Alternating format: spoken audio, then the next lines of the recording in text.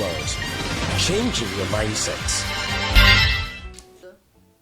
Welcome back. If you're joining us, this is Bady's World. And my guest today on the show is one man who has been doing great things in Nigerian education. He has been doing great things in a quiet way. Join me to welcome on the show today, Roland Oladeji or Moreshemi. So Roland Morishimi, Oladeji Roland Morishimi, originally from Nigeria, migrated to the US 32 years ago, and before that, went to school here in Lagos, nursery and primary school here in Lagos, college or high school in Jos, Baptist High School Jos, Ahmadu Bello University. I studied agriculture in Nigeria, moved to the US, studied computer science and business management and marketing. I've worked in the US all this while. 13 years ago, started an IT and consulting company here in Africa, in Nairobi. And since then, um, The my life has been interest, fun. my interest has just been growing capacity in Africa and putting them to work elsewhere in the world. In 2014, I'd met a gentleman by the name of Shegun Orame, who was into media here. I was being invited to speak in Mauritius at that time, and I was exploring the opportunity to come to Nigeria and start a business. So I'd asked Shegun to come visit with me, and he and I met, broke bread in Mauritius, and decided to go into a partnership. I wasn't sure how to actually break into the market here, but it was through him that Tezza Business Solution actually came into Nigeria because he led the marketing of all of our services at that time, and we had more like a revenue split. So Shegun, I can say Shegun's the reason why we're in Nigeria today. Now, you wanted to explore Africa, Yes. but your first point was in Nairobi. Yes. Why not Nigeria?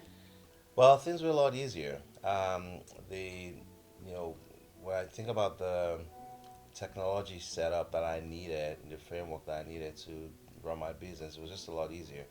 Adoption of the services I had to offer too was a lot easier in Nairobi. In Nairobi. Yeah, and the market just seemed a lot more receptive And more friendly. and a lot friendly, actually, I would say. And it seemed like there was just a hunger at that point for what I was doing. Yeah. Tezza Academy Yeah. is doing great in Nigeria. Mhm. So, with that fear and with that quest of looking for friendly and acceptable environments, what would you talk about Tezza with how it's going in Nigeria today? Well, multiple things to kind of talk about, and it might be helpful to actually talk about what we do, which might let you know why we need their resources. We started out being a pure play software testing company, which is grooming resources both in Nairobi and here who would help organizations ensure cleaner software, create better user experience for their customers. So basically, we look at software applications and make sure they're tested well, they're secure, they do what they're supposed to do before an end user actually uses them. Like your mobile app, for example, for your bank.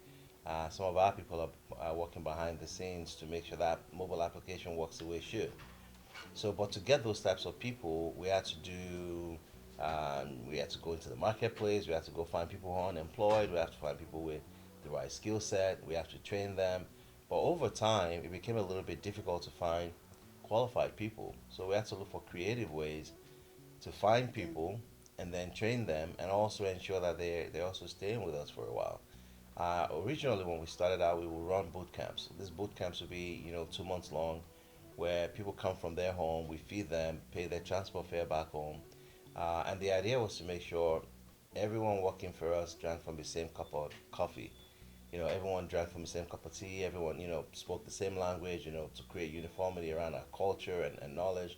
But over time, when you think about the Nigerian culture now, or the environment where people are jack buying out of the country, Anyhow, yeah. it's difficult to find people. So um, a few months ago, actually more than 2 months, a few months ago, we decided that we needed to kind of look at our business differently.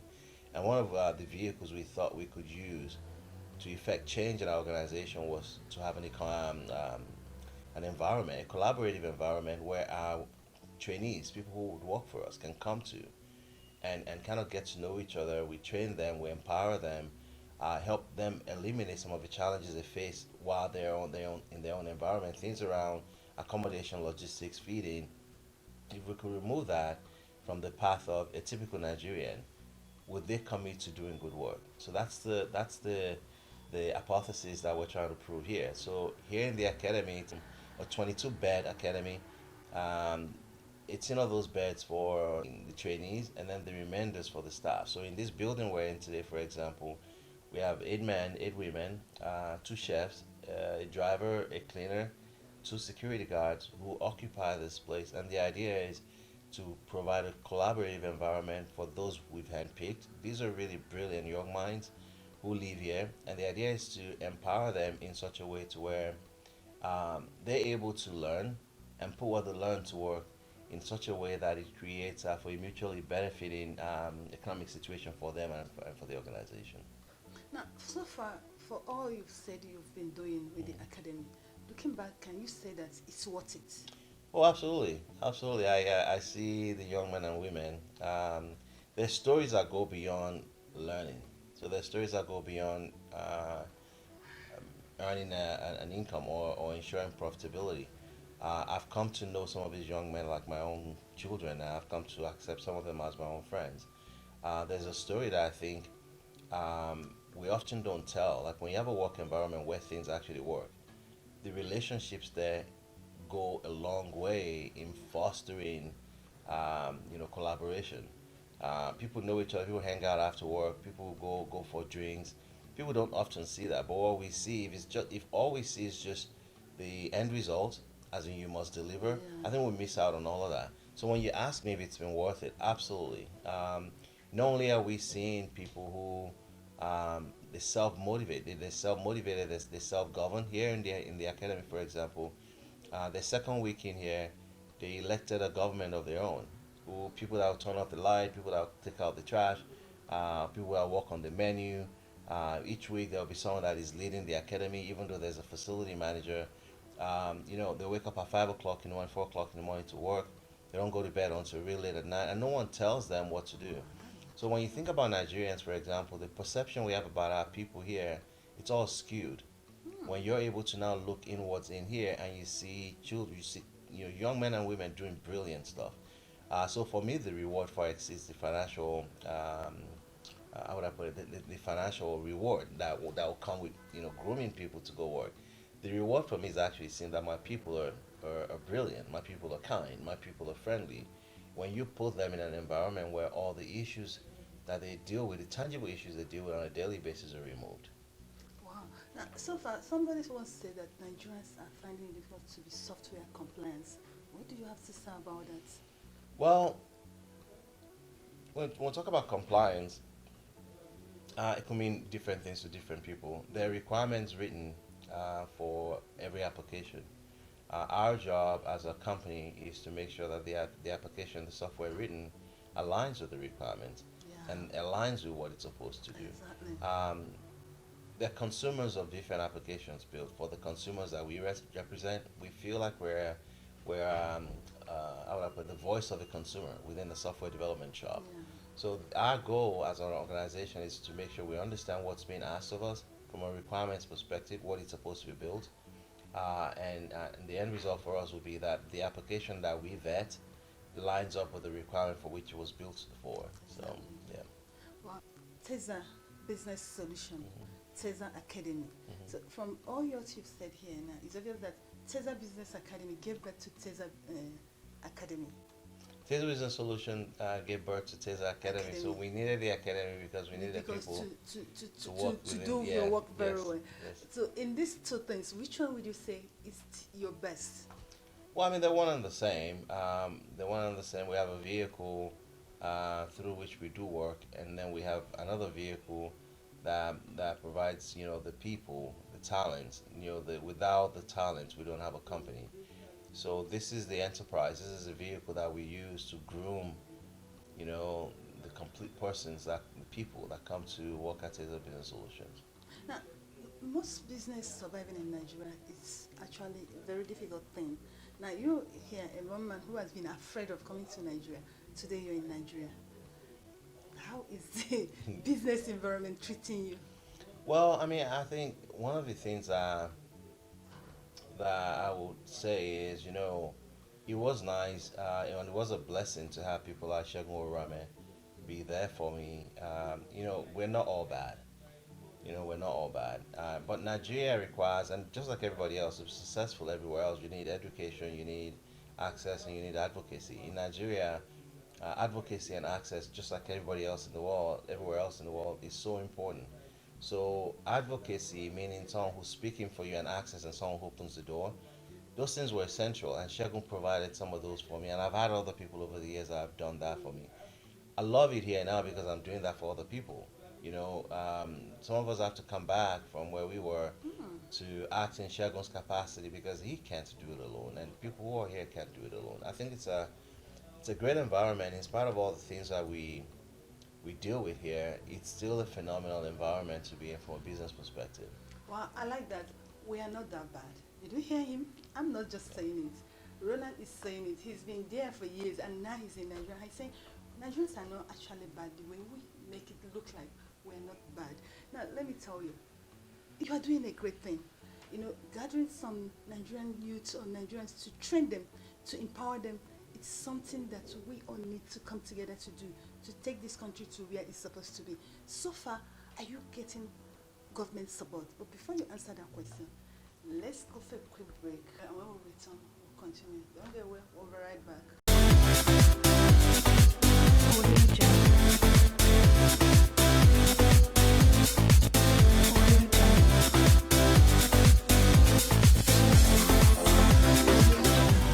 BD Swells, changing your mindsets. Welcome back to just joining us. This is BD Sword. And my guest today is the founder of Tezza Academy, Roland Oladeji. And we'll be talking about Nigerian entrepreneur and education. Now, I asked you before we went on break, you're doing a great thing. It's not easy to set up an academy, house people, train them. It's not easy. It's not common. This is the kind of things a lot of people want to do because they want to get enriched. But you're doing it just freely on your own. Are you getting government support? Have you gotten any? I never look for government support. I never, I never go out there looking for one. And the reason being that I think just the path to getting government support is usually very messy, very difficult. It's usually about who you know, and in the time you're going to take to do that. If you have the means to put things together, then get it done. Without the entanglement with the government. We welcome the government to extend what we're doing if it's of interest to them.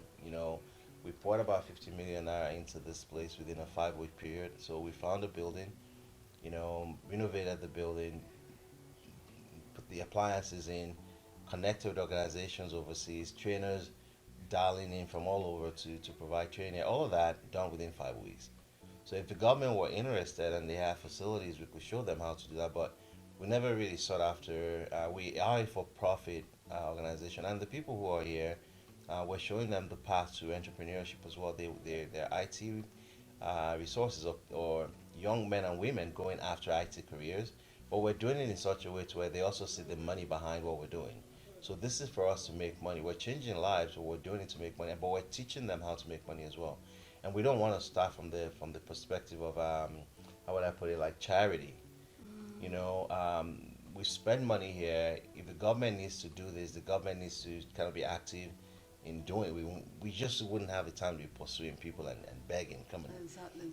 What we're doing here is life changing for us Exactly. from an economic perspective, and life changing for the young men and women who are here. They're fed 3 times a day. The chefs are here.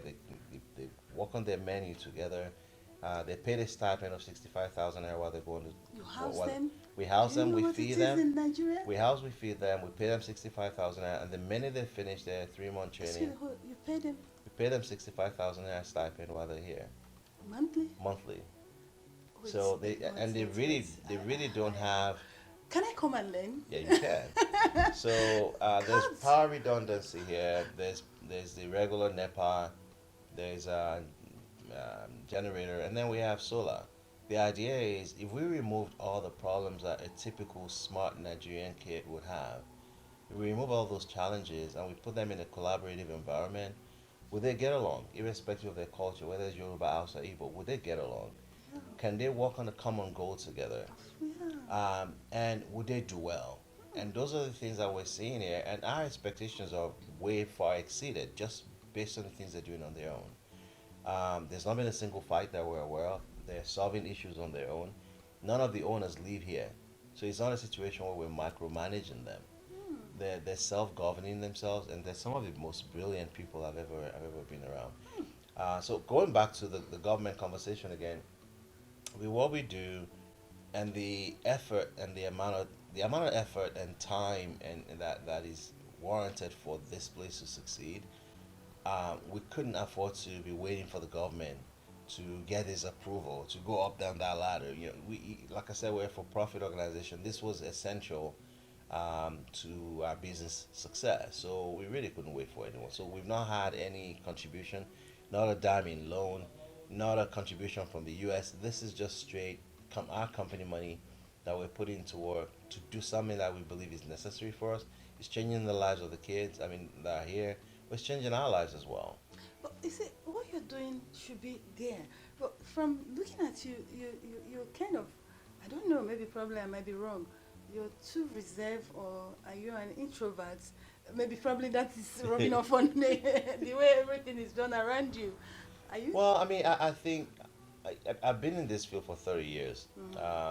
And so 30 years generally, but in Nigeria, how many years? in Nigeria, I mean, I've been coming back now. I left 32 years ago, but I've been coming back. I've been doing business now in Nigeria probably about 10 years, off 10 and on, years, off and yeah. on, doing different things. But we started the IT business here in Nigeria 2014. Um, and, I've been, it's been more of a consistent, Yeah. very consistent growth. A few days ago, Tezza, or you, won the Digital Enabler Award Yeah. in Nigeria. How Yeah. does that make you feel? It's great to have that recognition, right? It's great. We shy from that whole, I said it. but at the end of the day, it's the award really belongs to the people who are here, who are doing the hard work.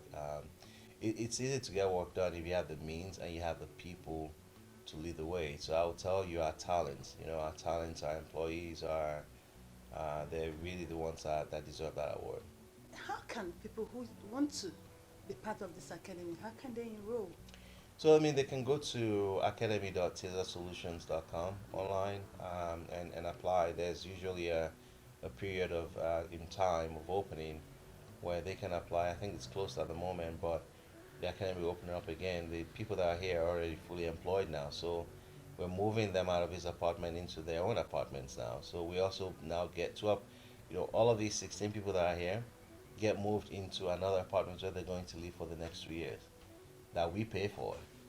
And then another group of people that move in here. So, And so the way we're set up,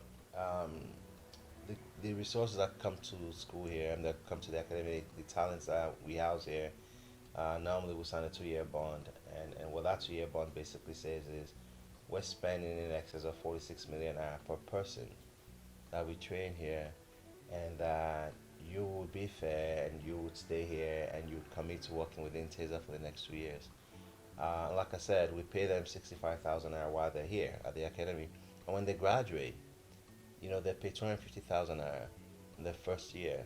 But what we also do is we move them out of the academy so we can open it up for the next batch of people. So we train about 68 people here every year. So once they graduate, we move them into an apartment of their own. So we get another semi-detached apartment where there are 4 people to a room, 4 people to a house. We furnish the place for them, and that's really when they start spending their own money. But we still take care of things like logistics, like transportation. There are 2 Toyota Corollas here with drivers that haul them around. And we try to position those homes around this academy so that those who are graduating can come back as mentors for those who are still in here. But once we get them the apartment outside of the academy, they're in that apartment for 2 years, and Tezza pays for the leasing of that units for them. Once the 2 years is over, then we move them into their own house that we pay for, and then over 10-year period they pay to earn that home themselves. The idea really is, if we provide this level of care and opportunities to people in Nigeria, young people in Nigeria, would they leave? they won't. So we're trying this out, and And their brain will work. They'll come up with ideas. They work very well. That is when you know that Nigerians are truly intelligent and smart. so that's what we're trying to prove to ourselves, that if we eliminate all of the challenges that your typical Nigerian youth faces today, that we would have people who will be prideful and excited to stay within their own country. Yeah. Now, please, you've explained this thing very well. For my viewers, they want to know the period this enrollment starts. Like you said, these ones will soon be moving out of the academy, which means they No, I know that 16. So it's 16, 16. every quarter, 16 oh, every oh, quarter. it's quarterly thing. Yes. Yeah. So Yeah. when is this next They will quarter? need to go online. I don't know precisely the verify. date. So it's academy.tezzasolutions.com. Academy.tezzasolutions.com. It's all free. They just need to be smart. They need to have an affinity for computer science. They need to have an exposure to software development or software testing. It's helpful that they've had some exposure in that way, and then we take it from there. But I'm dense. I don't even know. I'm speechless. You're doing a great job. I'm telling you, Thank you're you. doing a great job. And please stop. They say it's common with IT people. They like staying to themselves. Let people know what you're doing. Nigerians need to know you. Then you need to be celebrated.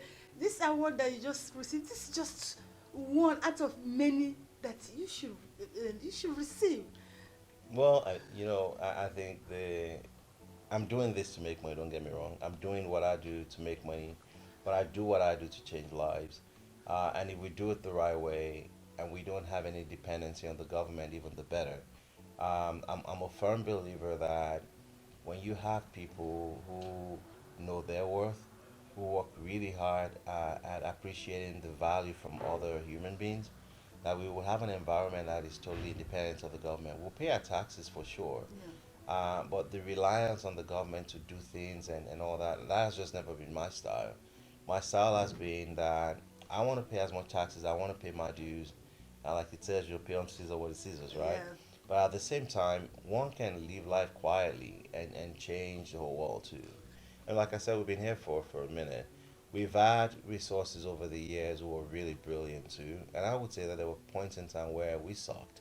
We didn't do a great job of really acknowledging their value. It wasn't that we didn't know their value, but we underpaid ourselves. We undersold ourselves. When we went out, the kind of contracts or agreements we got into weren't favorable to us.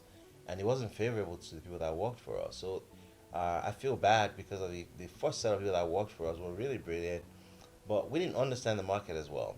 And as such, the kind of contractual agreements we had with the people we worked with weren't beneficial. But for now, what we've been able to do though is, I mean, we know our place in the market now. We know the value of what we're pouring into our people. And as such, we tell our people here, we have an accounting transparency, so which means each of these young men and women know what we're paid for what we do. When a company pays us, we share that with them. They know what our rate card is. So it's unlike a company where you go work where you only know your salary, but you don't know how much is in the The bank. company is making. You get to they get to see everything. The transparency. The transparency is there. So it's our responsibility to make sure that we create an environment that they see as mutually benefiting. You know. Now, from all what you've said here, it's obvious that most times you work for companies. Tezza works for companies. Now, is there any plan to work to the Right? I mean, because again, it depends. It depends on. so no plans for that? Well, on no, ground? we're exploring some stuff. We're exploring. I mean, then there are needs all over the place in Nigeria. I come out here and I'm here a month or two now at a time, and I see difficulties around payment. For example, you take a cab, it's difficult to pay. Things are very network dependent. Things are very petrol dependent. Yeah. So, how do we solve problems that have, um, that have unimaginable reach? And that's the kind of economy we have here, where you have so many people, you have so many lives being impacted. So we're definitely thinking about solutions that I think will be beneficial for the economy. But at the moment, we're trying to just get better at serving people through the kind of capabilities we have, which is around business agility, around customer experience management, around healthcare, and around technology. So the forthcoming election, what is your view and what do you think Nigerians and Nigerian youth should do? so that we can have this kind of country you talked about here? You know, I mean, I'm so passionate about Nigeria, and I desire so much for my country. I desire so much for the people who are here. Um, we've lived in an environment where we've let people determine our faith for so long, right? And one can say, you know, it's what it is. You know, we have a demographic loss here. What I mean by that, you know, the population of people who are considered youth and who are income generating compared to the population of people who are ruling us, there's such a disparity. Yeah. Um, I see more of a calamity ahead of us if we don't make changes where we have the right infrastructure, the right education system, the right exposure for the youth, because we now have the majority, almost 70% of people who are alive in Nigeria today will probably between the ages of 0 and 24, 25 years old, or maybe even 57, with almost 70% of that That percentage age. being between 0 and 24 years old. And what that basically means is we need to figure out a way to very quickly make provisions to help to be able to support the lives of those people, because at some point those people are also going to start having children. So when I think about the government here, I see a system where it doesn't appear as if the electoral system actually works. It's almost as if behind the scenes people are elected or selected Selected. ahead of the election. That's what the perception has been for me for a long time. But I also see an environment now where I see a lot more participation within the age brackets. The youth are more involved, and people are more active now in saying we want change. And my hope is people would actually, you know, take the bull by the horn and actually act on it and go out on the election day and actually vote their person of choice into power. But the key thing though is, you know, that the decisions we made are not based around sentiment. You know, I tell people, can you look? You know, the last time I was here, one of the things we did with this academy also was we made sure every penny that was spent in building here was spent in economies that needed it, in environments in this country that needed it. Hmm. The furniture was built in Makoko. Hmm. You know, so when you think about where in Shomolu, that's where this furniture was built. The guy that managed this place lived right off of that space. So we made sure the monies went back to the environments I needed, and then the quality of the work done here wasn't impacted as a result of that. I'm mindful about how I spend my money. I'm mindful about decisions I make because I know in my own little microeconomy, I needed to cater to people who are in need. Now, as we go to the elections now, I hope people are mindful about their pain over the last 4 years, Hmm. the things that Exactly. they've seen over the last 4 years, the changes they desire over the last 4 years. They now have an opportunity to put someone in place, Make a change. make a change. Wow, Raymond, it's been wonderful speaking with you, and I appreciate this opportunity. You're doing a great job. Thank you. What do you have to say to my viewers? Well, I mean, great hanging out with all of you today. Give back the best way you can. So we need an environment where, or we are in an environment where, you know, we need the left hand and the right hand to shake hands. So if you're doing better than your fellow man here, extend yourselves in whatever way is possible to make sure the other person has. Thank you. You've heard it from Roland himself. Remember, Tezza Academy is there to change the life of that boy around you, that girl around you. Just go online and log in. The link is on the screen. I think with that, they can make a great change in Nigeria and make a great impact. That's much we'll be taking today on Bady's World. If you have missed this interview, you can watch it online on www.badysworld.tv. Remember, keep love alive. We love you.